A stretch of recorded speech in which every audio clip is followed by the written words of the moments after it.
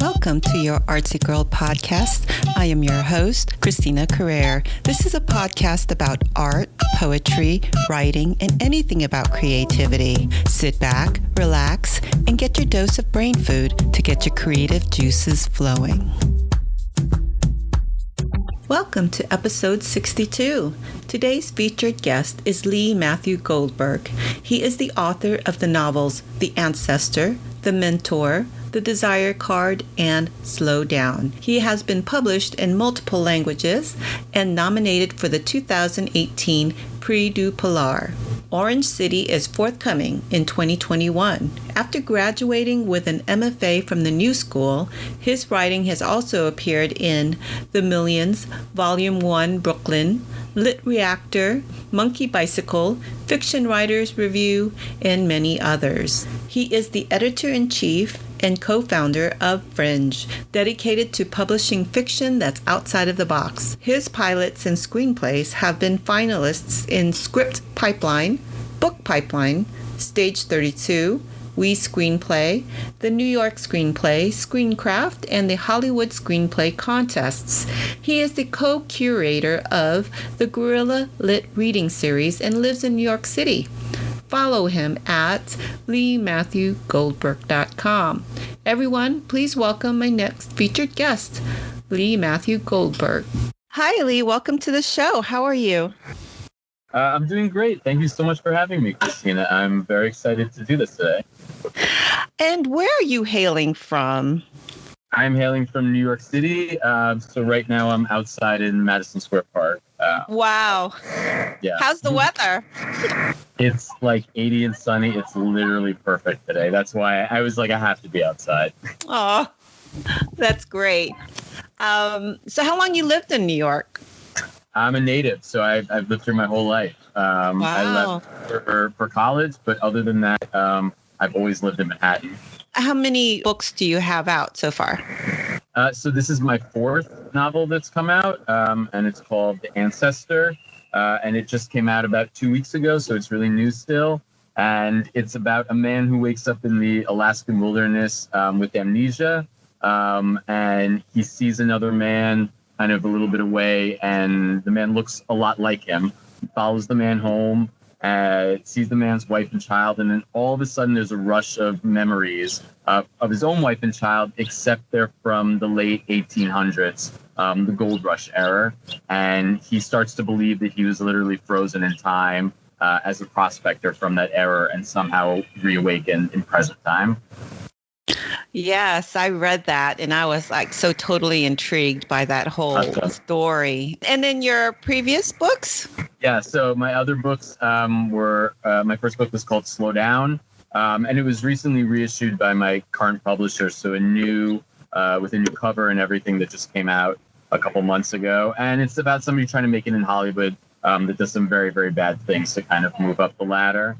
And then my second book was called The Mentor, which was really like a straight up thriller. And then my last book that came out was called The Desire Card, which is another literary thriller. Okay. So is that your genre? I like literary thrillers. So like thrillers that make you think. Yeah. Do you find out that you kind of like lean towards historical fiction as well? Yeah, I mean, in The Ancestor in particular, my current book, about a third of it takes place during the Alaskan Gold Rush. So that was the most research I had done for a project about a historical era. And it was fascinating, and it really lent to writing the book as well. And I just finished a new book that, I mean, hasn't been sold, or I don't know when it's coming out, but it takes place in the 80s. So there's a lot of research about that and the music and just everything during that era. So that was a lot of fun to do. Well, let's talk about what research it entails for like your novels. Did you have to go to Alaska to kind of like delve into the story? I thought about it. The book takes place in a made-up town. So I kind of almost wanted to be a little removed from seeing it firsthand. So a lot of the research I did was just documentaries, a ton of nonfiction books, mostly about the gold rush. And I'd spent time in like Scandinavian cold weather. So I kind of drew from that to get that sort of isolation feel that Alaska would have. Right. And I had planned on maybe doing a book tour in Alaska, and then with COVID, that was kind of sidelined. So maybe in the spring, if things kind of start looking better, maybe I'd go out to Alaska. But yeah, so the research was really amazing for this one. I learned so much just about the land, and then the Alaskan Gold Rush era too. Mm-hmm. Well, I read a couple of chapters of yours, and I really enjoyed it so much. I mean, awesome. Your diction and everything was great. Not just dialogue, but description and stuff like that. Yeah, I've always been really inspired by like Ernest Hemingway, but then I really love Cormac McCarthy as well. So a lot of the style of the book was really inspired by and all of his books have sort of thriller kind of peppered throughout it. So he was somebody I was reading a lot of when I was writing this book. And I mean, nobody's as good as him, but I tried. No, I do see the influence there. How much of your growing up in the city, New York City area, lends to your sensibilities as a writer? The amazing thing about New York is, I mean, now, but especially in normal times, you just interact and encounter so many people on a daily basis, and it's so many lives, and it's so many different stories. And I think even as a child, I just soaked all of that up. So you're really never bored here, and I think that really helps my writing as well. I write every day in Central Park. I have like a tree that fits my back really well, and I've just written all my books there for the most part. And it's like nature in an urban jungle almost.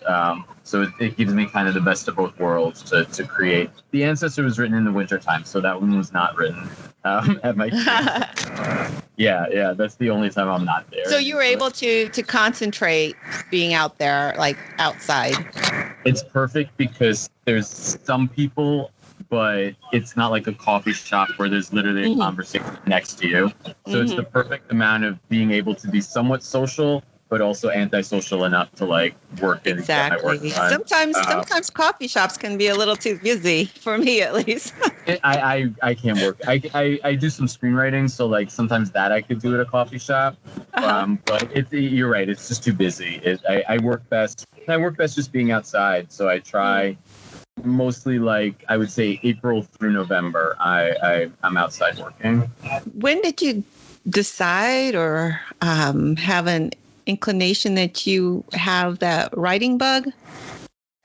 I think I've always had it, honestly. Like my parents would show me things that I wrote when I was like 4 or 5, like these little stories. So it was always something that I wanted to do. And I remember in like 4th grade, we had to write like a diary entry every day in my class. And I went up to my teacher and I was like, every day is kind of the same. It's like, I see my friends, I play basketball, I play with my dog. Like, I'm 9, like how interesting is my life? And I was like, can I write like a story? And she was like, yeah, go for it. So I wrote, it was like 100 pages throughout the whole year, every day. And it was like my dog getting into weird, crazy adventures. It was like about that. Like met like a weird cat and they like went on crazy adventures together in the city. And she would comment on it every day and was really like, you really have like talent, to do this. And I think since then I've just always written. It's interesting. A lot of writers that I've talked to, even poets, attribute to like their childhood, that teacher or that librarian who they've had a discussion about their writing for some reason. Yeah. I mean, I look back on mine and because I was an Air Force brat and we were at Trappist Air Force Base and I entered a short story contest in middle school. And it wasn't until we went back to the Philippines that I got word that I actually won it. Oh, okay. Yeah. And it was actually a horror. Oh, cool. About me staying home alone or something like that. Yeah, It was crazy. Yeah, I think when you're somebody who just has that, it's like the inspiration is just always there. It just depends on wherever you're at in your life to draw that inspiration from. Right. And what is the catalyst for all that, right? The starting point. Yeah. Cool. Do you actually have an excerpt to read for us? Sure. I was just going to read like the first 2 pages, basically. Okay. So right at the beginning, like I said, the main character wakes up with amnesia in the middle of the Alaskan wilderness. So this is him waking up, basically. One eye open, the other frozen shut.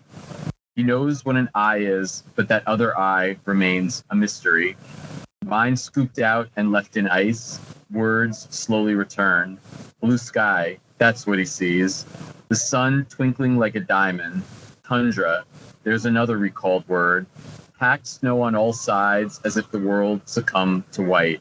The air a powerful whistle. A breeze blows, not a friend, but a penance. It passes right through and chills to the core, this enemy wind. Limbs atrophied, no idea when they last moved. Oil of a sun thaws and prickles. Tiny spiders swinging from leg hairs, biting into flesh. He cries out, but there is no sound, for it feels like he hasn't spoken in centuries. Back of throat tastes of metal, blood trapped in phlegm. A cough sends a splatter of red against the stark land. A streak in the form of a smile. When was the last time he ate? His stomach growls in agony, a good sign. Organs working, or at least attempting to work. His one eye scans to the left and the right. No sign of anyone, not even an animal. No chance for a savior or sustenance. He gums his jaw, the first inkling of movement. Aware of his scraggly beard coated in frost. Crystals spiral from his chin, collect in his lap. Now he sees his hands, luckily in gloves, except they are a thin brown leather, rather useless. Bones crack as he maneuvers to remove the gloves. Fingers tremble once hit with fresh air, and numbness subsides. Massages his leg, gets the blood flowing, an injection of life. The spiders accelerate and then relent. Toes wiggle and he sets up. Around his neck rests a notebook and a fountain pen, the tip crusted in flakes. He feels an object in a front pocket and pulls out a silver compact mirror, the back embroidered with floral patterns, ladylike. This is not my mirror, he decides, but then has a more important realization. Who am I? So that's when your main your character wakes up from the thaw. Exactly. It sort of jolts you right into the action of the story at the beginning. Mm-hmm. And then the book is really, it's a book about identity. So it's a book about him sort of searching for who he is. And for the readers, it's up to them whether they believe if he's actually been frozen in time or if not. You could read it very differently, I think.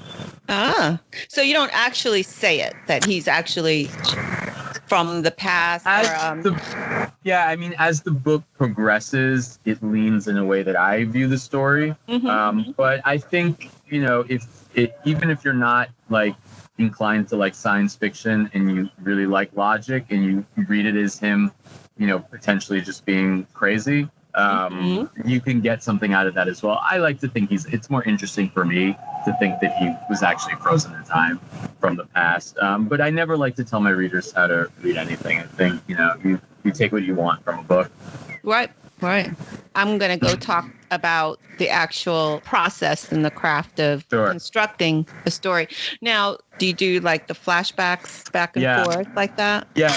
So, a big chunk of the book is a flashback of his as he remembers sort of the late 1800s and being a gold prospector coming to Alaska just to hunt for gold. So I would say about 70 pages take place during that.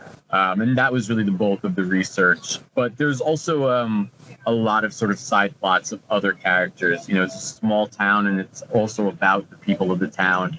And all of them are sort of living on the edge of the world, isolated, running from their pasts in a lot of ways. So there's a sort of a lot of subplots going on as well with the other characters that slowly start to mirror what the main character is going through as well. Kind of keeping all those different sort of balloons in the air. I could so totally see this as a movie for sure. So we have a little, it's at the very beginning right now, but there's some interest potentially in it. Get out, really? Television. Yeah.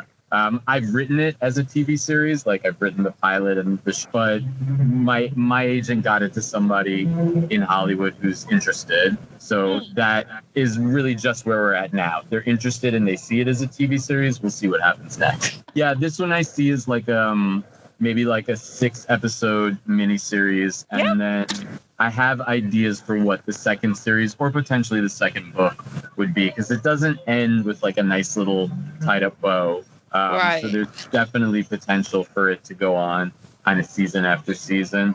But depending whether I would write it is if there really would be interest. I don't think I would write it until I felt that there really was potential for it. Yeah. Well, good luck with that. You got to let me know. My goodness. I will, absolutely. I mean, it might be years from now, but, you know, I know those take time. Yeah, you know, we have somebody who has the potential to get it out to the right people. So now the question is if they bite. Where do you get your ideas for a novel? Yeah, I mean, it's all over the place. Usually I let books marinate for a while. So this book, there's this band I love, Darlingside. They're like an indie rock band. Yeah. And they have this song called The Ancestor. And about 3 years ago, in the wintertime, I was listening to it. And the beginning of the book just started to download from it. There's this line at the beginning of the song, "Go on, bury me." And I pictured this man buried in ice and what happened if he woke up from it. And the rest of the book kind of started to download from there.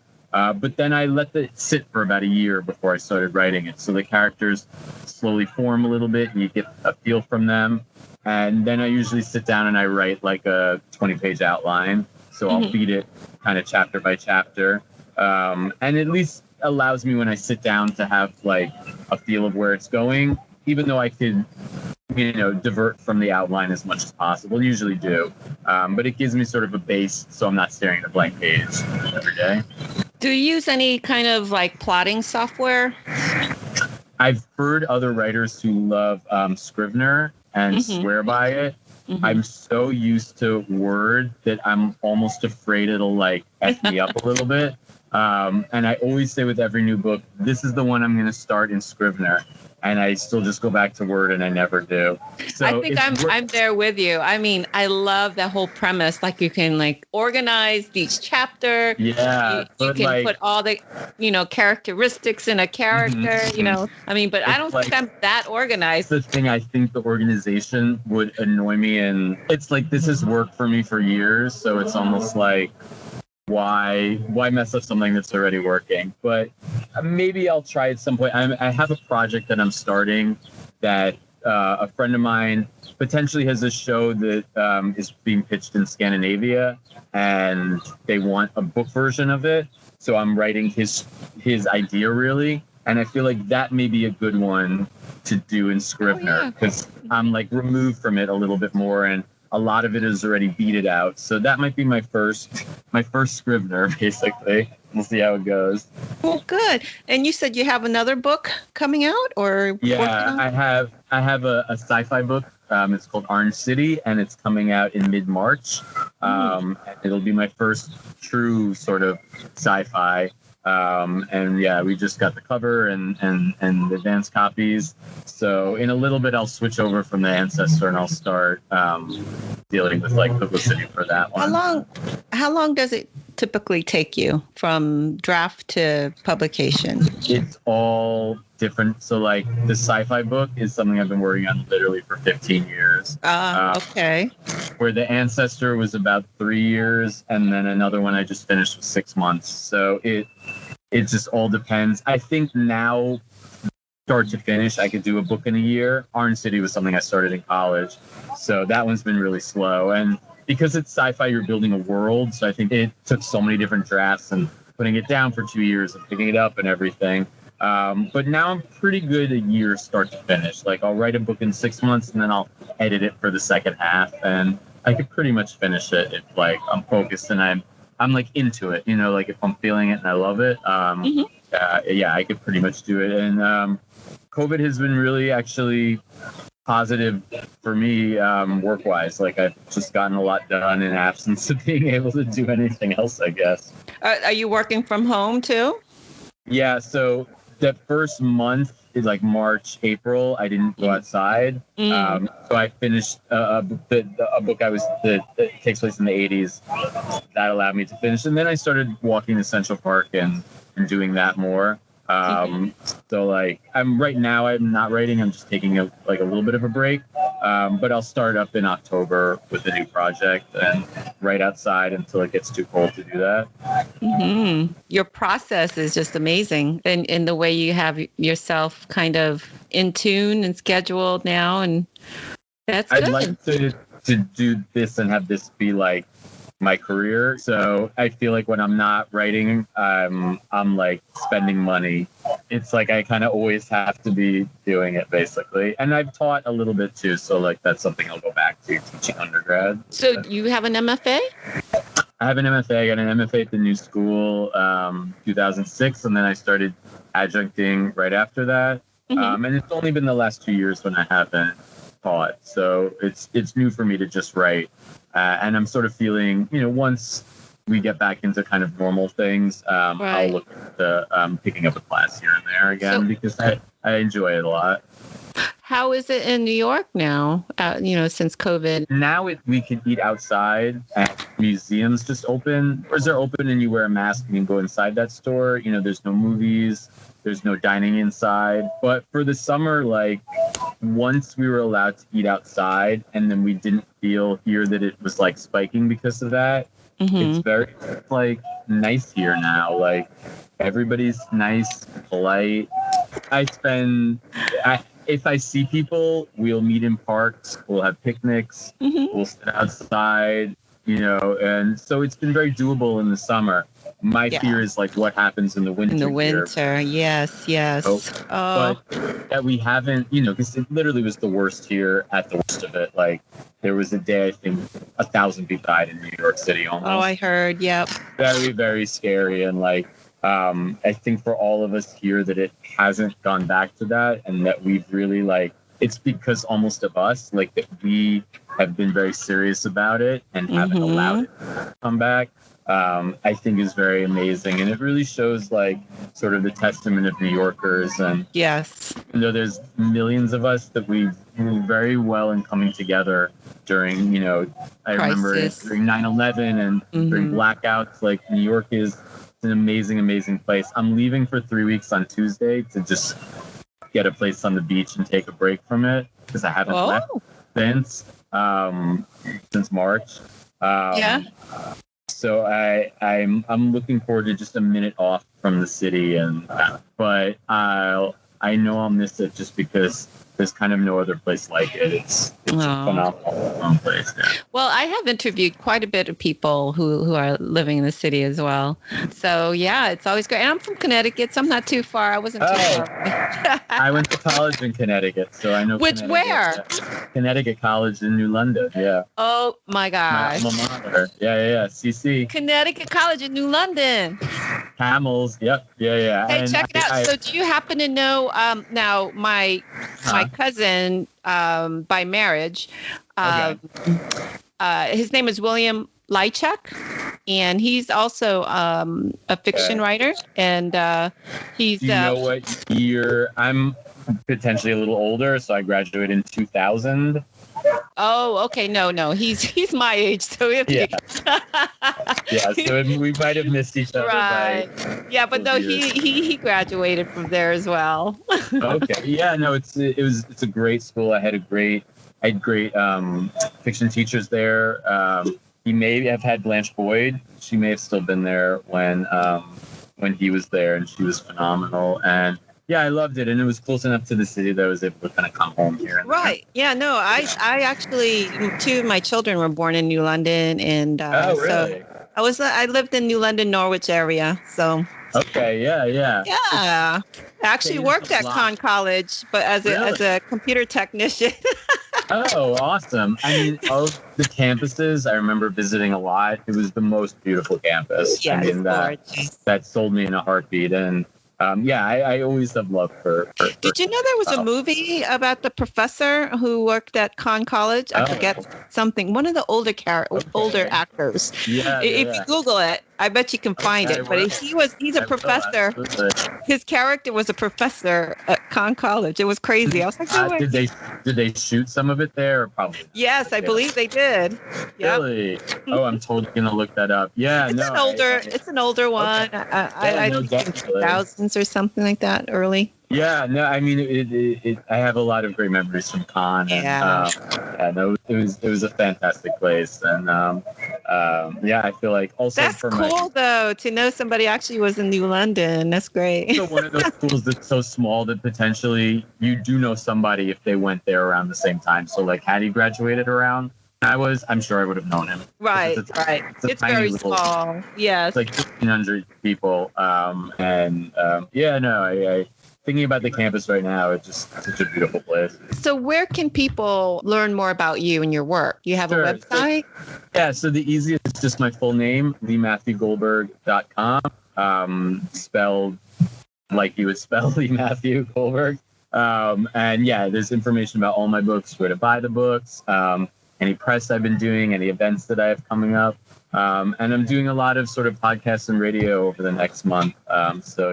Please listen and tune in and, buy the book if that's something that you're interested in. So you go by Lee or Lee Matthew? I go by Lee, but a lot in sort of writer's world wind up just calling me Lee Matthew. So either or is fine with me. Well, best of luck to you. And yes, keep in touch and let me know. Especially I would love to see if that really comes out to the series. Be a game changer. So, hopefully I'm sending out the positive energy. And Me too. The electricity around this one is different. Well, good. Well, I'm glad to have you on the show. So much for having me, Christina. This was You're really welcome. a lot to do. You're welcome. Stay in touch, okay? You too. Take care. Well, everyone, that is it for now. Please tune in next week for my next featured guest. In the meantime, have a productive and creative week. Bye, Lee Matthew. Bye. Take care.